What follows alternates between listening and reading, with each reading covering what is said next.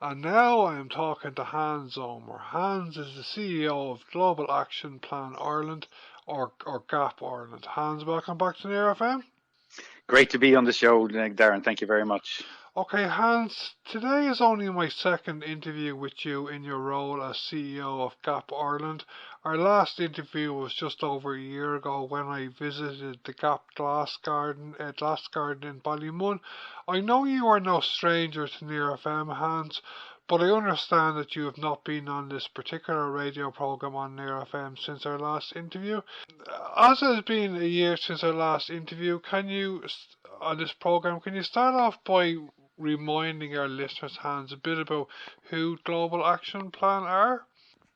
Absolutely. Yeah, Global Action Plan is an environmental NGO, but an environmental NGO with a difference. We focus on people and behavior change. So we're not involved in lobbying and campaigning, and we're not involved directly in conservation efforts. What we are looking at is how we can all make small changes in our lifestyles, in our daily habits, to reduce our impact on the environment and on the climate.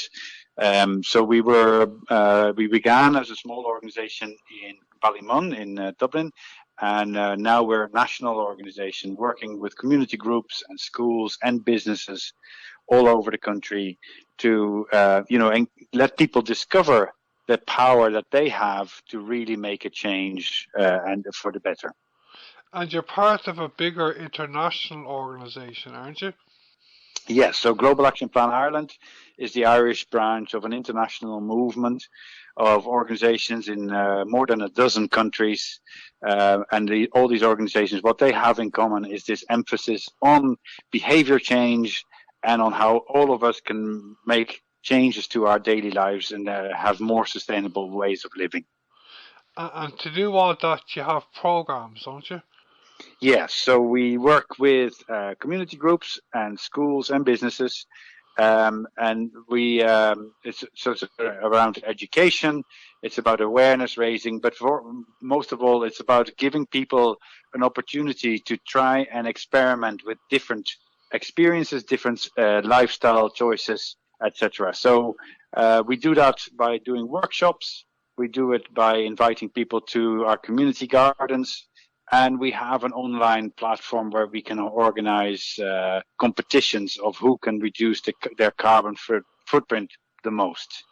Okay, and across all of your various programs in GAP Ireland, Hans, can you tell me the kind of skills people learn on your programs? Yeah, there's a variety of things. So when you're talking about behavior change, you're really talking about knowledge, where you're talking about opportunity to change and about the motivation to change. So in our programs, we do all three: knowledge, opportunity, and motivation. So we can do workshops where we teach people about the causes of climate change or the causes of biodiversity loss, or we can bring people to our community gardens where they can learn about other alternatives. So how can you do your composting? How can you grow your own food? How can you harvest your rainwater? That sort of thing. So very practical skills that everybody can apply in their daily lives without too much effort and too much cost.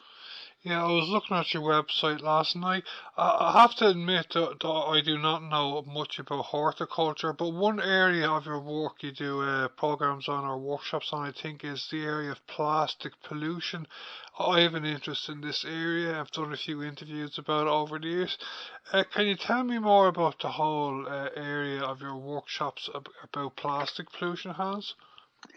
Yes, those workshops are mainly for community groups and schools, and really it's about awareness about the in many ways in which our lives are determined by plastic. There's plastic everywhere, even in our clothes, and you wouldn't know it, but even when you're washing your clothes, most of the synthetic fibers that clothes are made of these days, when there's friction on them, they break down in smaller particles, microplastics they are called, and they end up in the water that coming out of your washing machine, and therefore in the runoff water, and even in our drinking water and into our seas. So that our workshops explore how we use plastic and how we can reduce that use of plastic and other polluting elements. And something I only learned over the last couple of years is that there's also plastic in cigarette butts, and traditionally there's also been plastic in tea bags. That's true, isn't it? Yeah, it's really, really scary how the many areas of our lives that we are not aware of, but that plastic is involved in. Yes, so tea bags. So what we're talking about in those workshops is those sort of things. Where can you find plastic, and in very surprising areas. So we're always encouraging people to try and buy tea from companies that do not add plastic to their bags. Yeah, I think, and there are solutions to cigarette butts and tea bags. Like I understand that the tea bags in Lidl are now biodegradable. A couple of them are anyway. And I was on to Barry's Tea recently, and they said for the last couple of years that their tea bags are biodegradable. And I think it would be possible, as like I know as regards cigarette butts, I know a lot less people smoke nowadays than traditionally in the past, but even still, cigarette butts are, I believe, the biggest pollution item, I think, for on the ground anyway. And like I think it'd be great if they could have cigarette butts that were biodegradable, you know. Yeah, well, these are really good examples because um, it's about how do you bring those changes about. And you mentioned Lidl now stocking biodegradable tea bags. That happened because people started asking the company to make changes. They said, "Why aren't you stocking non-plastic tea bags, etc." So we always say that it's important to make changes in our own lifestyles, but it's also really, really important to use our voice. If we don't mention these things, if we don't talk about them, the change is not going to happen. So use your mouth and use your wallet to exert influence on the really big companies or even smaller companies to really make a change for the better. Okay, I visited your glass garden in Ballymun last year. Can you tell me more about the glass garden in Ballymun, Hans, and then tell me more about this big news you have as regard in TUD Blanchardstown that was covered in some of the other media last month? Yeah, we're really excited. You mentioned the community garden that we have in Ballymun. It's been operating for 12 years now. It's a center where everybody's welcome, and people don't need to have any prior knowledge of growing plants or vegetables or anything. If you're just curious, you're welcome to come. What we do there is we all pitch in and we work together to try and try and grow organic vegetables. And we also use the garden as a place where we can do those workshops that you mentioned, where we can do environmental education. But most of all, we're so proud of that garden because it's a center where everybody's welcome. It doesn't matter what your background is, how much skills you have, or how able you are to, it's a center for social inclusion. And it's been very, very impactful in the Ballymun area, and now we're delighted that we have a second garden in the Blanchardstown area of Dublin.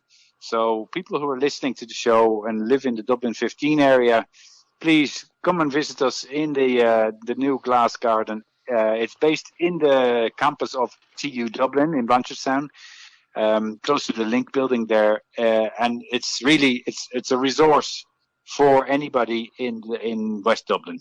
Okay, I read the article in the Northside People West last month about the opening of the garden in TUD Blanchardstown.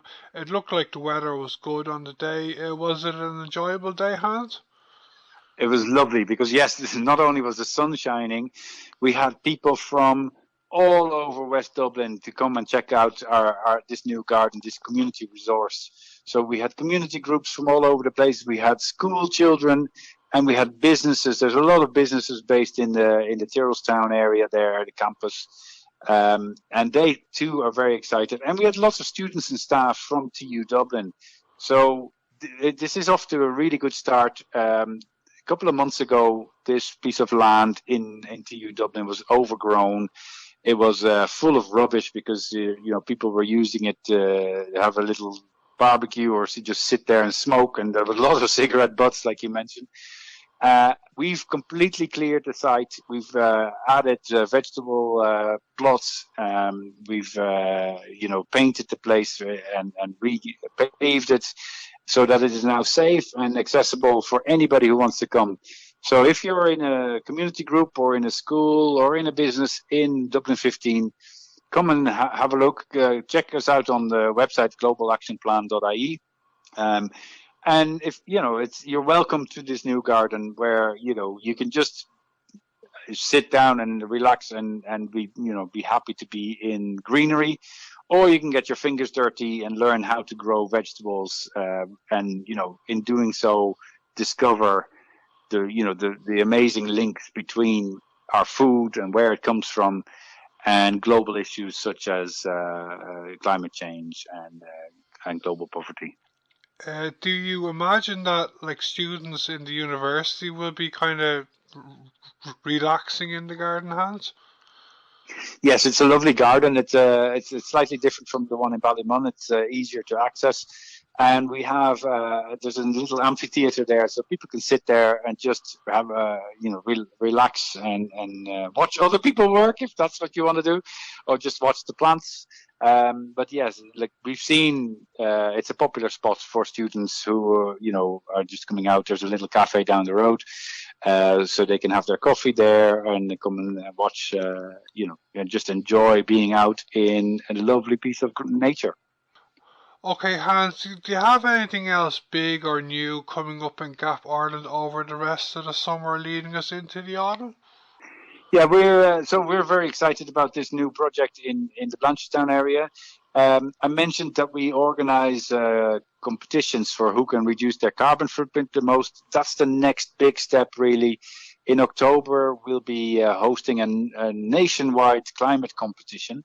So we're inviting companies from all over Ireland to join the climate competition and enter their team and see can they beat other companies that are participating in trying to reduce their carbon footprint by really simple everyday actions. Because as I said in the introduction, what we're looking at are really simple steps that everybody can take in their daily lives that don't cost any money, that aren't very difficult, but have a really strong impact on your carbon footprint. And the climate competition calculates exactly the value of some small actions that each of us can take in our daily lives. So people can check out climatecompetition.ie. It's explained there, and if you're interested, you can just leave us your email address and we'll be in touch. So that's the next big thing. But in the meantime, please come visit us in the GLAS Gardens in Ballymun or in Blanchardstown whenever you can.